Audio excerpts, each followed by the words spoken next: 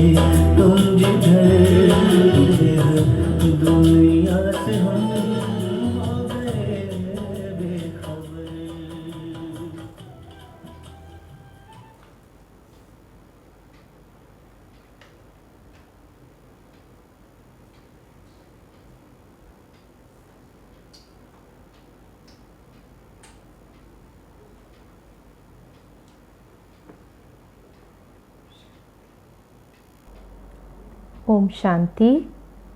आज बाबा के 16 तारीख के महावाक्य हैं। बाबा ने कहा, मीठे बच्चे, तुम्हारा पहला पहला पाठ है, मैं आत्मा हूँ, शरीर नहीं।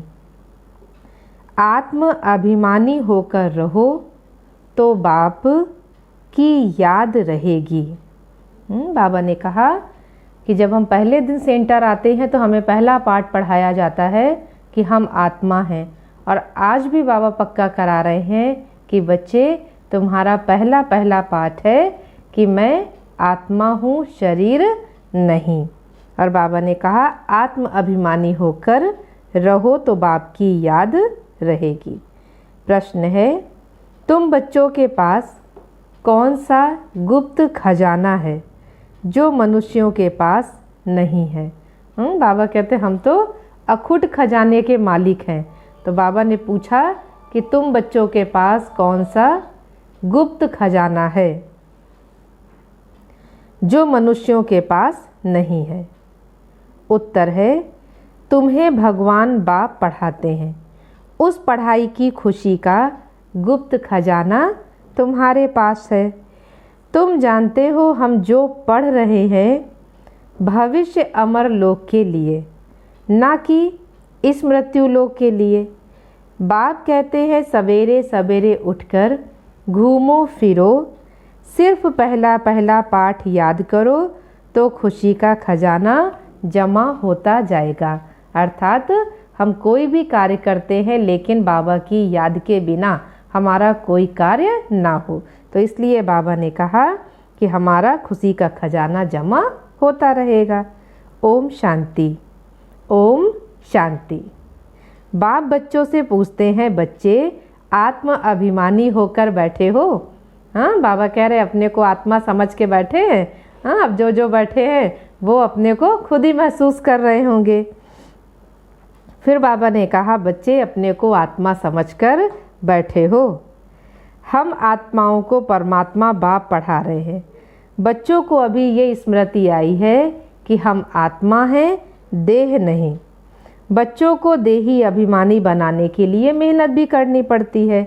बच्चे आत्म अभिमानी रह नहीं सकते, घड़ी घड़ी देह अभिमान में आ जाते हैं।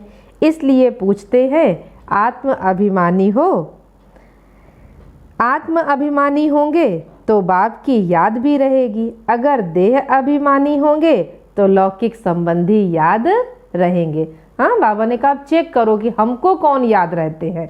हाँ, हम बच्चे आत्म अभिमानी हैं अर्थात बाबा याद है, और हम बच्चे देह अभिमानी हैं अर्थात हमें लौकिक संबंधी याद आएंगे। तो पहले पहले ये शब्द याद रखना पड़े, हम आत्मा हैं। मुझ आत्मा में ही 84 जन्मों का पार्ट भरा हुआ है, ये तो पक्का करना है ना।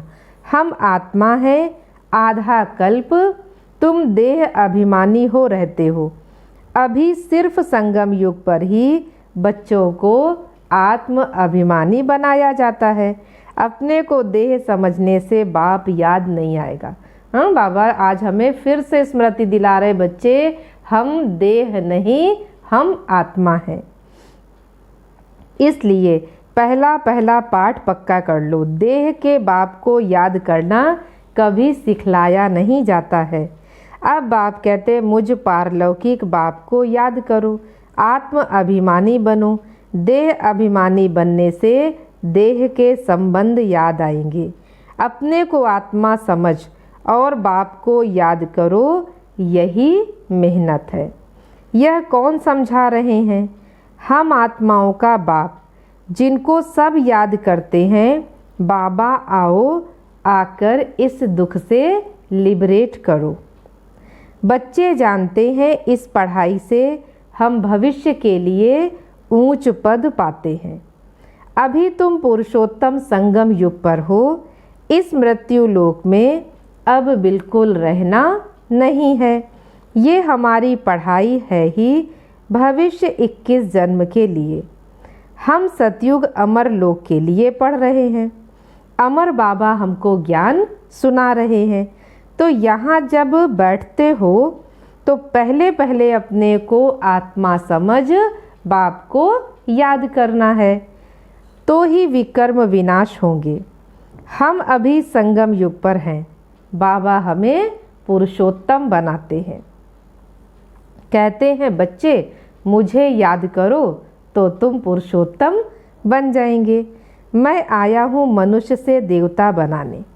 सतयुग में तो देवता थे, बाबा कहते याद आ रहा है, सतयुग में तो हम देवी देवता थे। अभी अपना वो स्वरूप याद करें। हाँ, हमारे सिर में कितना सुंदर ताज है और कितना सुंदर हमको बैठने के लिए सिंहासन मिला है।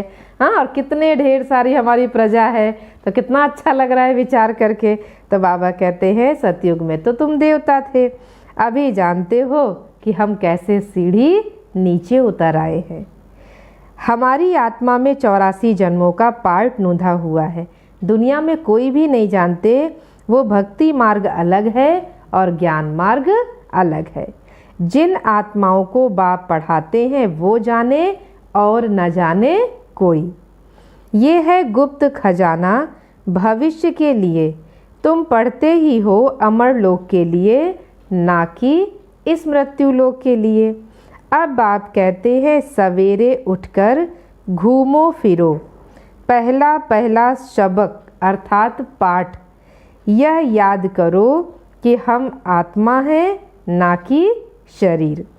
हमारा रूहानी बाप हमको पढ़ाते हैं यह दुख की दुनिया अब तो बदलने वाली है।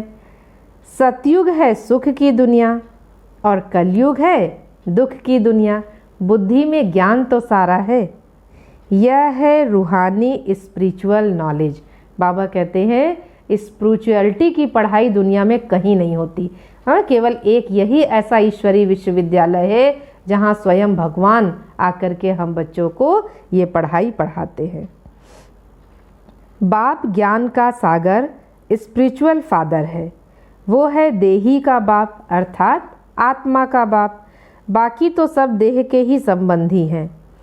अब देह के संबंध तोड़ एक से जोड़ना है। हाँ, कहते देह के संबंध जब टूटेंगे तब ही उस निराकार के साथ हमारे संबंध जुटेंगे। तो गाते भी है ना, मेरा तो एक दूसरा ना कोई, और वो एक कौन है? मेरा एक शिव बाबा। हम एक बाप को ही याद करते हैं, देह को भी याद नहीं करते। ये तो पुरानी देह छोड़नी है ना, ये भी तुमको ज्ञान मिलता है। ये शरीर कैसे छोड़ना है, याद करते करते शरीर छोड़ देना है। इसलिए बाबा कहते बच्चे देही अभिमानी बनो, अपने अंदर घोटते रहो। हाँ, अपने अंदर घोटते रहो, क्योंकि कई बार बाबा ने कहा अपनी घोट तो नशा चढ़े। तो बाबा ने कहा अपने अंदर घोटते रहो। बाप बीज और झाड़ को याद करना है। शास्त्रों में ये कल्प वृक्ष का वृतांत है। ये भी बच्चे जानते हैं, हमको ज्ञान सागर बाप पढ़ाते हैं, कोई मनुष्य थोड़े ही पढ़ाते हैं। ये तो पक्का कर लेना है, पढ़ना तो है। सतयुग में भी देहधारी पढ़ाते हैं, ये देहधारी नहीं है। हाँ, बाबा ने कहा कि सतयुग, त्रेता, द्वापर, कलयुग, चारों युगों में हम देह से संबंध जोड़ते आए और देहधारियों से शिक्षा लेते आए। लेकिन बाबा कहते ये पुरुषोत्तम संगम युग एक ऐसा श्रेष्ठ युग है जिसमें स्वयं निराकार परमात्मा हम बच्चों को आकर के पढ़ाते हैं। तो बाबा ने कहा कि ये कहते हैं मैं पुरानी देह का आधार लेकर तुमको पढ़ाता हूँ। कल्प कल्प मैं तुमको ऐसे ही पढ़ाता हूँ, फिर कल्प के बाद ऐसे पढ़ाऊँगा। अब मुझे याद करो तो तुम्हारे विकर्म विनाश होंगे। मैं ही पतित पावन हूँ, मुझे ही सर्वशक्तिवान कहते हैं, परंतु फिर माया भी कम थोड़ी ही है, वह भी सर्वशक्तिवान है ना। हाँ, बाबा कहते हैं जहाँ हम भगवान को कहते हैं कि भगवान सर्वशक्तिमान है, तो बाबा ने कहा फिर माया कहती है मैं भी कम नहीं हूँ, मैं भी सर्वशक्तिमान हूँ।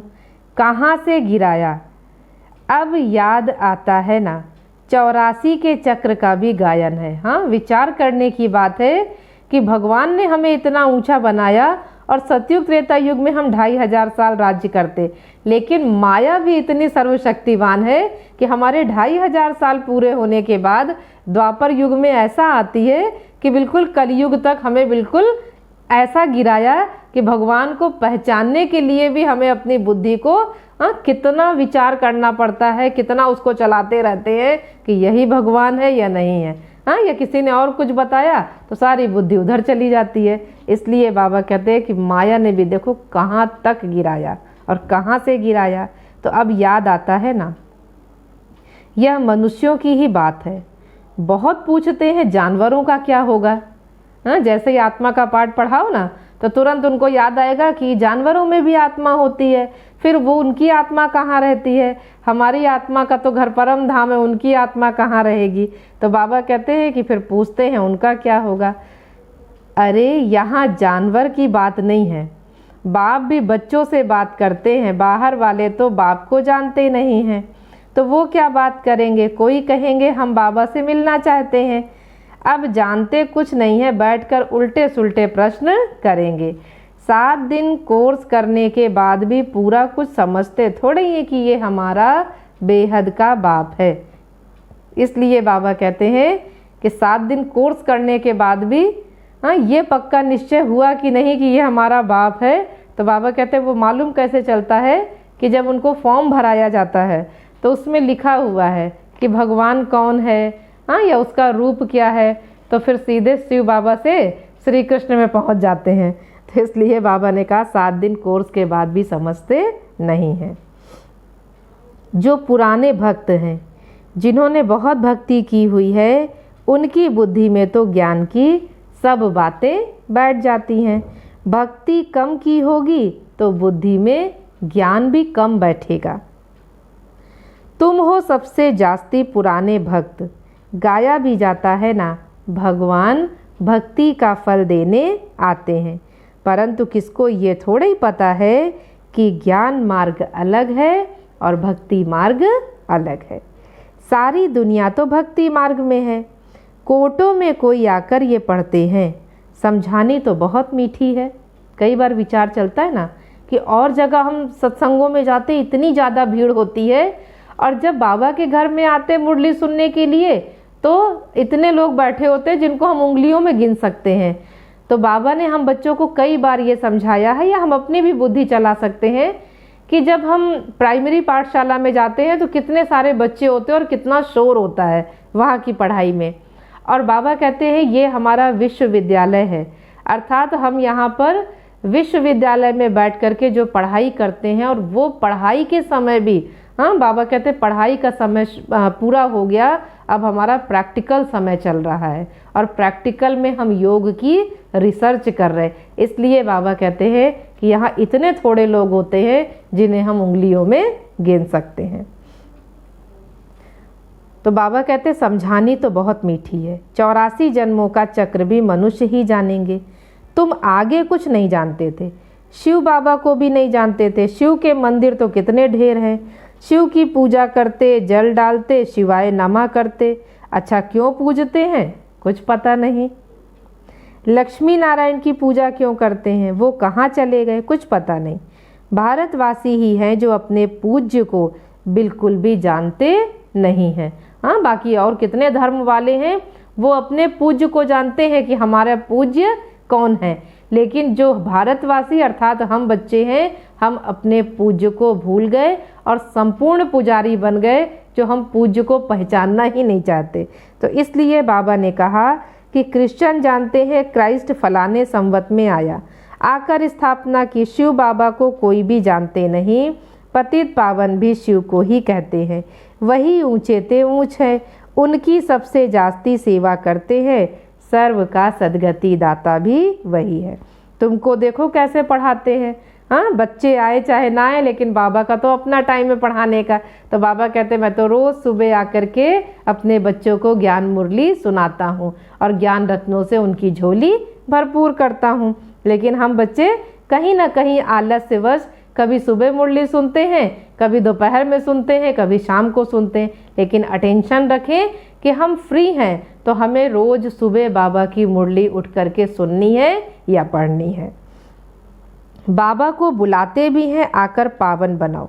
मंदिर में कितनी पूजा करते, कितनी धूमधाम करते, कितना खर्चा करते हैं। श्रीनाथ के मंदिर में, जगन्नाथ के मंदिर में जाकर के देखो। बाबा ने कहा धूमधाम देखनी है तो श्री कृष्ण या जगन्नाथ के मंदिर में जाकर के देखो। श्रीनाथ द्वारा श्री कृष्ण का जो मंदिर है, कहते हैं वहाँ देसी घी के माल बनते हैं। और देसी घी के माल ठाल बनने में सोचो कितनी भीड़ होती है और कितना खर्चा होता है। लेकिन वो भी एक भावना है। फिर बाबा कहते जगन्नाथ का मंदिर देखो, बिल्कुल साधारण, जहाँ चावल का भोग लगता है, लेकिन भीड़ तो वहाँ भी होती है।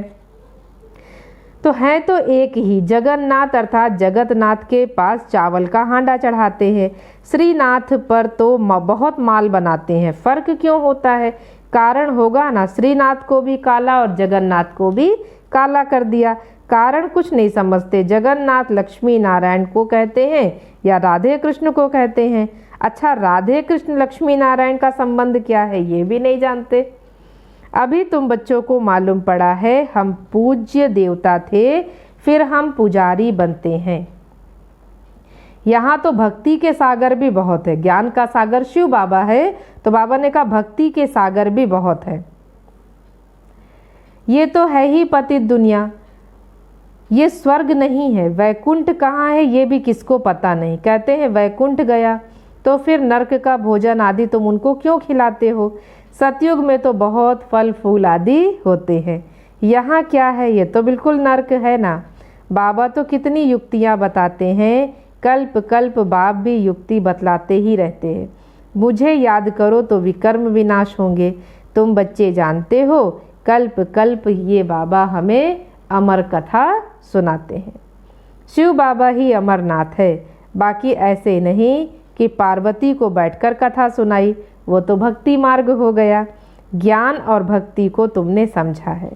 ब्राह्मणों का दिन और फिर ब्राह्मणों की रात गायन है।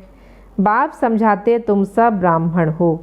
आदि देव भी ब्राह्मण ही था ना, देवता थोड़े उसको कहेंगे। हाँ, बाबा कहते आदि देव अर्थात महावीर। आदि देव के पास जाते हैं, फिर देवियों के भी कितने नाम हैं। तुमने ही सर्विस की है तब तो तुम्हारा गायन है। बाबा कहते हैं हम बच्चे कितनी सर्विस करते हैं तो हमारा गायन होता है। भारत जो वाइसलेस था वो विशेष बन गया, अभी तो बिल्कुल ही रावण राज्य है।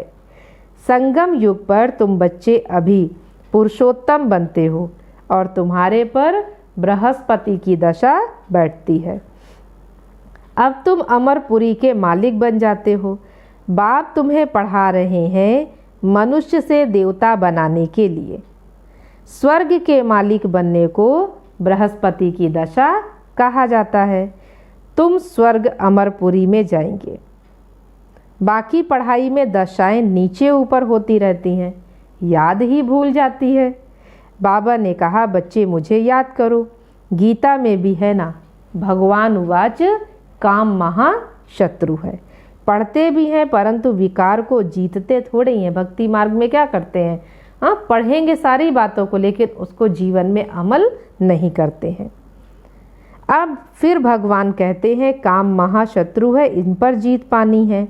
यह आदि मध्य अंत दुख देने वाले हैं ना। तो अभी पता पड़ा है कि ये चक्र कैसे फिरता है। हम पतित बनते हैं, फिर बाप आकर के हमको पावन बनाते हैं ड्रामा अनुसार। हाँ, बाबा कहते हैं मैं अपने बच्चों को ड्रामा अनुसार पावन बनाता हूँ। बाबा बार बार कहते हैं पहले पहले अल्फ की बात याद करो, श्रीमत पर चलने से ही तुम श्रेष्ठ बनेंगे।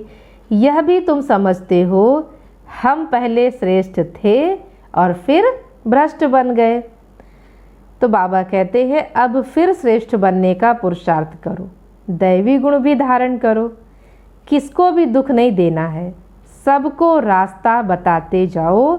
बाप कहते बच्चे मुझे याद करो तो तुम्हारे सब पाप कट जाएंगे। पतित पावन तुम मुझे ही कहते हो ना, यह कोई को पता ही नहीं कि पतित पावन कैसे आकर पावन बनाते हैं। कल्प पहले भी बाप ने कहा था बच्चे माँ में कम याद करो। ये है योग अग्नि जिससे पाप दग्ध होते हैं। खाद निकलने से आत्मा पवित्र बन जाती है। खाद सोने में भी डालते हैं, फिर जेवर भी ऐसा बनता है। अभी तुम बच्चों को बाप ने समझाया है कि आत्मा में कैसे खाद पड़ी है, उनको निकालना है। बाप का भी ड्रामा में पार्ट है जो तुम बच्चों को आकर देही अभिमानी बनाते हैं। पवित्र भी तो बनना है। बाबा कहते हैं मैं अपना पार्ट तो एक्यूरेट बजा रहा हूँ, फिर हमारा पार्ट भी है पवित्र बनने का। तो बाबा कहते हैं पवित्र भी बनना है। तुम जानते हो सतयुग में हम वैष्णव थे, पवित्र गृहस्थ आश्रम था। अभी हम पवित्र बन फिर विष्णुपुरी के मालिक बनते हैं।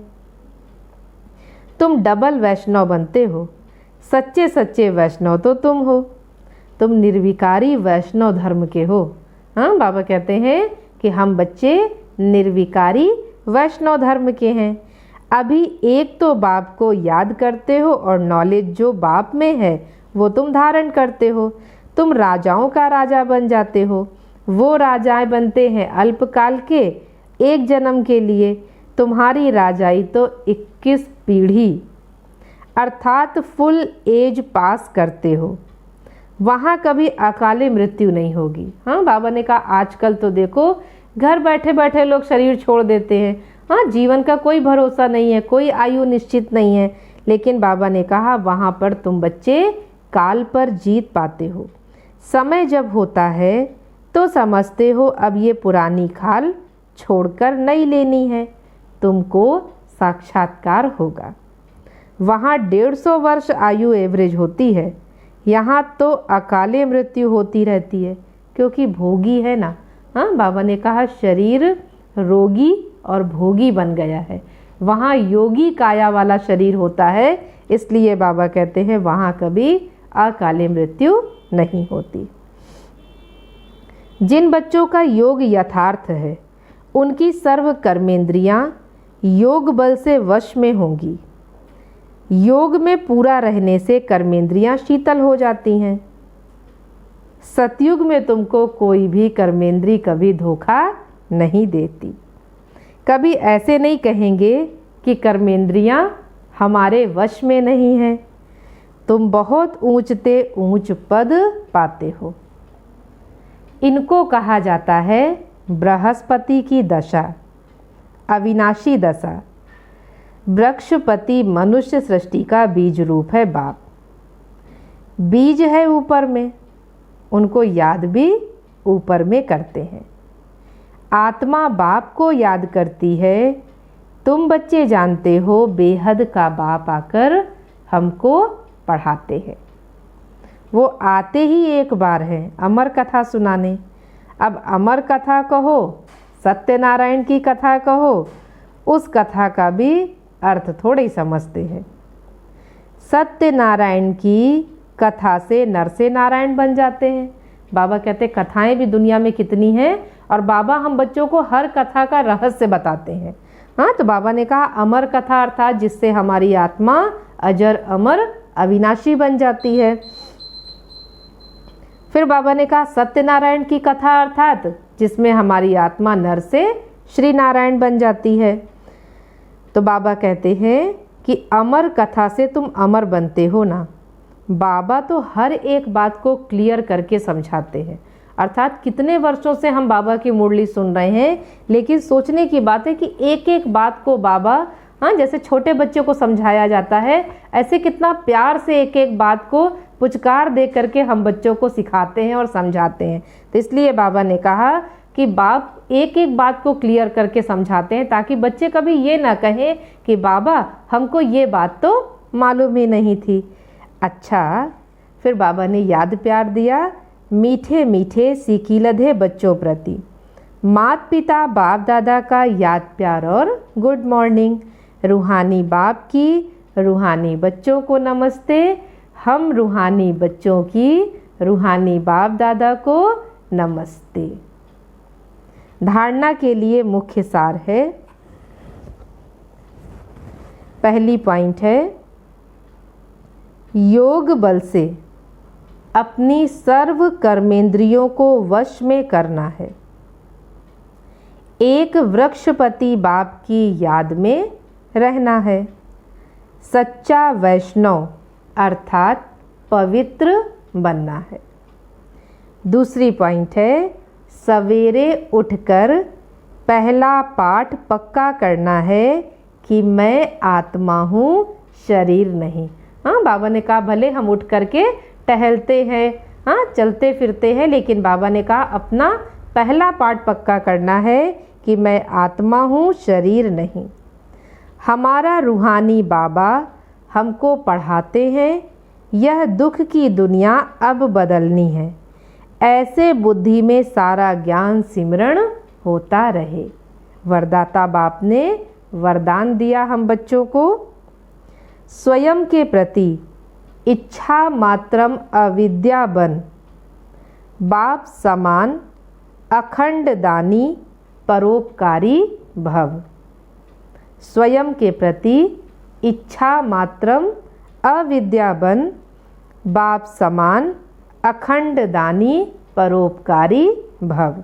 डिटेल है, जैसे ब्रह्मा बाप ने स्वयं का समय भी सेवा में दिया, स्वयं निर्माण बन बच्चों को मान दिया, काम के नाम की प्राप्ति का भी त्याग किया। नाम मान शान सब में परोपकारी बने, अपना त्याग कर दूसरों का नाम किया। स्वयं को सदा सेवाधारी रखा, बच्चों को मालिक बनाया। स्वयं का सुख बच्चों के सुख में समझा, ऐसे बाप समान इच्छा मात्रम अविद्या अर्थात मस्त फकीर बन, अखंड दानी परोपकारी बनो, तो विश्व कल्याण के कार्य में तीव्र गति आ जाएगी। हाँ, बाबा ने कहा अपनी इच्छाओं का त्याग करें, नाम मान शान का त्याग करें, क्योंकि हम बच्चे ब्रह्मा बाप को फॉलो करते हैं तो उनके जैसे हमको बनना है। तो बाबा ने कहा कि अगर हम ऐसे अखंड दानी परोपकारी बनेंगे तो विश्व कल्याण के कार्य में तीव्र गति आ जाएगी। फिर बाबा ने कहा केस और किस्से समाप्त हो जाएंगे। हाँ, आजकल बहुत बाबा की अदालत में भी बड़े केस लगे हुए हैं। हाँ, और बड़े उनको भी किस्से सुनाते रहते हैं, तो इसलिए बाबा ने कहा केस और किस्से समाप्त हो जाएंगे। स्लोगन है ज्ञान गुण और धारणा में सिंधु बनो। ज्ञान गुण और धारणा में सिंधु बनो और स्मृति में बिंदु बनो। अच्छा, ओम शांति। आज के प्रश्न नोट करेंगे। आज की मुरली से 5 प्रश्न। पहला है, अपने अंदर हमें क्या घोटते रहना है? क्या घोटते रहना है? दूसरा प्रश्न है, हम अमरपुरी के मालिक कब बनते हैं? हम अमरपुरी के मालिक कब बनते हैं? तीसरा प्रश्न है, आज बाबा ने हमें किस धर्म का बनाया है? आज बाबा ने हमें किस धर्म का बताया है? चौथा प्रश्न है, यथार्थ योग की निशानी क्या है? यथार्थ योग की निशानी क्या है? पांचवा प्रश्न है, हमारे पास कौन सा गुप्त खजाना है? हमारे पास कौन सा गुप्त खजाना है? नोट कर लिया सभी ने? अभी इन प्रश्नों का उत्तर हमें देना है। और एक चीज़ हम याद रखें कि अगर आप प्रश्न नहीं भी लिखेंगे तो चलेगा, केवल आप उत्तर लिखिए। जैसे पहला प्रश्न है उसका उत्तर लिखा तो उत्तर फर्स्ट नंबर डालेंगे, फिर उत्तर सेकंड नंबर डालेंगे। तो इस तरह से अगर हम लिखेंगे तो भी चलेगा। और साथ में इस चीज़ का अटेंशन रखें कि जिस पेज में आपने लिखा है उसमें आप अपना नाम जरूर लिखिए। हाँ, क्योंकि जब वो पेज निकाले जाते हैं तो थोड़ा सा कन्फ्यूजन हो जाती है, तो इसलिए आप अपना नाम उस पेज के नीचे ज़रूर लिख करके दे दीजिए। और बाकी सब बहुत बहुत आप लोगों को बधाई है कि आप सब बहुत खुशी से इस चीज़ में अब प्रतिभागी बने हैं। एक बार विचार चल रहा था कि प्रश्न दिए जाएंगे, देखें कौन कौन लिखते हैं, लेकिन सभी बाबा के बच्चे बहुत उमंग उत्साह से अपना अपना नाम लिख करके देते हैं। और ये हमें भी अच्छा लग रहा है कि आप लोगों की मुरली में इतना अटेंशन है, क्योंकि मुरली के 5 प्रश्नों का उत्तर देना माना उन उत्तरों को ढूंढने के लिए मुरली को दोबारा और तिबारा पढ़ना पड़ता है। तो इससे हमारा भी पुरुषार्थ अच्छा होता है। तो 1 हफ्ते तक इस पुरुषार्थ को हम रखेंगे। अच्छा, ओम शांति।